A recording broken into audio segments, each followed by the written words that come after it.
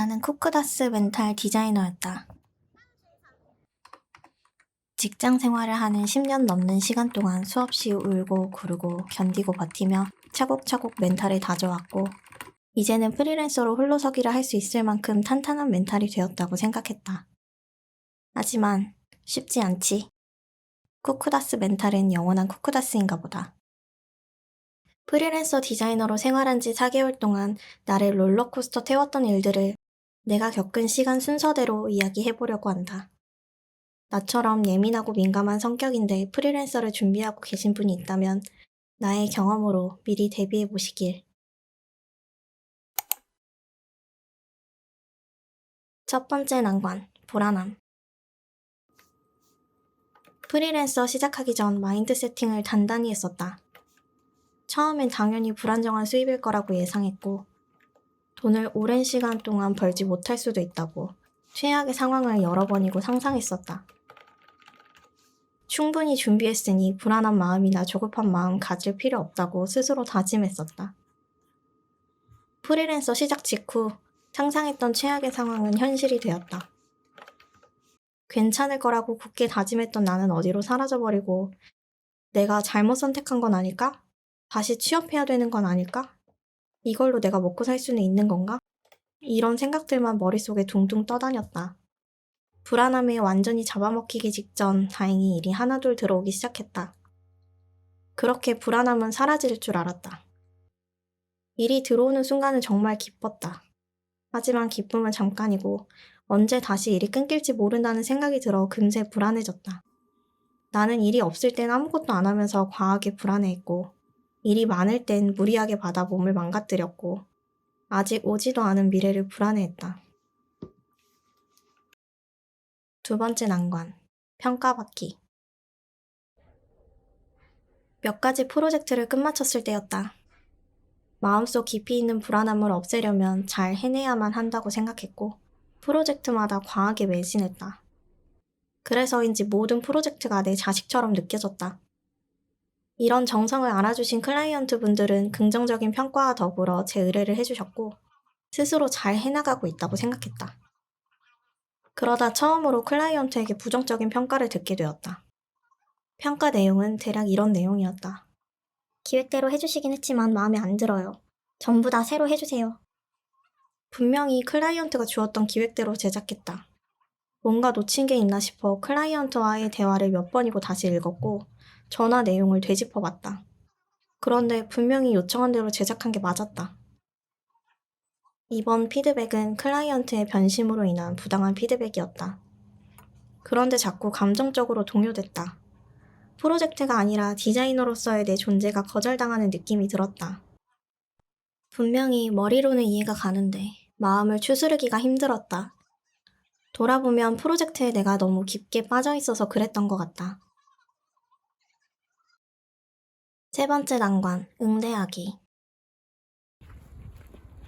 부정적인 평가를 했던 클라이언트는 견적서나 계약서에 기재된 사항을 무시한 채 막무가내로 요구했고, 요구하는 과정에서는 내 직업을 폄하하며 무례한 태도를 보였다.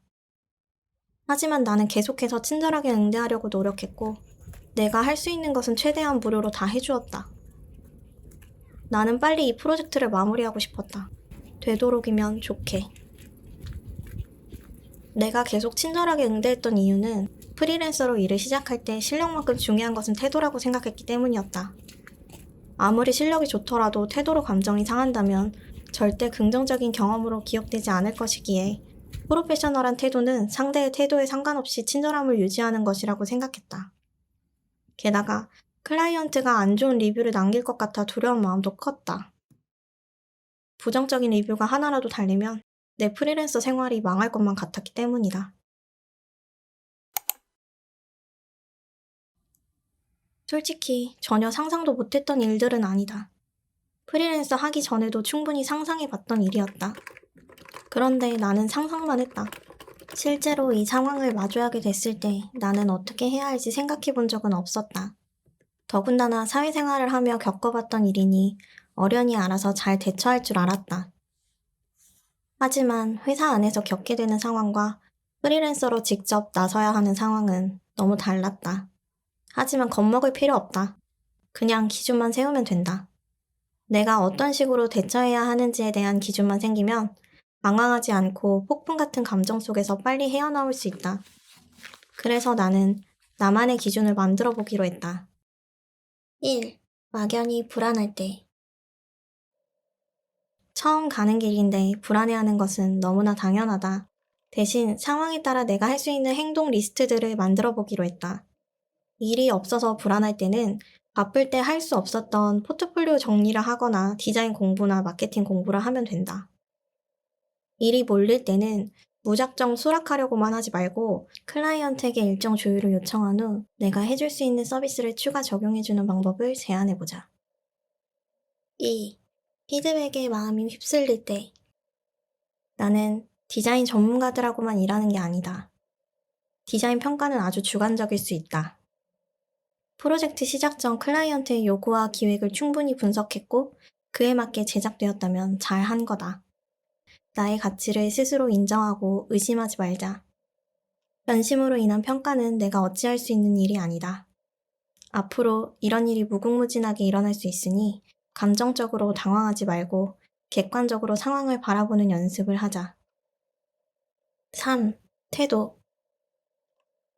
친절함은 모든 것을 다 수용해주는 것이 아니다. 말투는 항상 예의 바르고 친절하되 견적서에 따라 논리적으로 설명할 줄 알아야 한다. 그러려면 수정에 대한 항목을 상세하게 구분하여 견적서 및 계약서에 작성해 두어야 한다.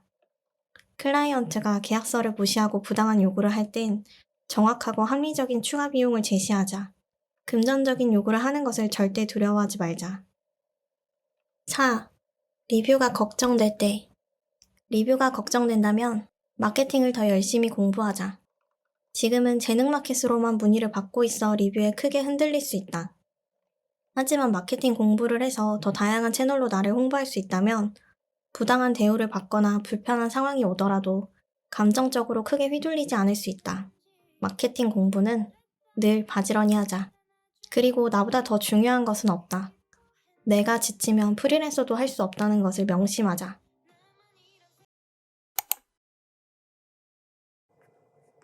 만약 아무것도 하지 않고 계속 스트레스에 정면 돌파하려고만 했다면 나는 내가 원하는 프리랜서 생활을 누리기도 전에 도망쳐 버렸을 거다. 내가 세운 이 기준들은 내가 앞으로 복잡한 상황에 직면할 때마다 내가 어디에 있는지 또 어떻게 대처해야 하는지 명확하게 알려줄 거다. 쿠크다스 멘탈은 변함없을 테니 앞으로도 매번 엎어지겠지만 일어나는 속도는 조금씩 더 빨라질 거라고 생각한다. 나는 프리랜서로 일하는 요즘이 좋다. 프리랜서로 오래오래 살아남고 싶다. 오래 살아남는 방법은 대단한 방법이 있는 것이 아니라 버티는 것 뿐이라고 한다. 맞는 것 같다. 앞으로도 여러 상황에 많이 부딪히겠지만 버텨낼 힘만 있다면 나는 오래도록 이 일을 할 수 있다. 버티는 것이 이기는 거다. 중요한 것은 꺾이지 않는 마음이니까.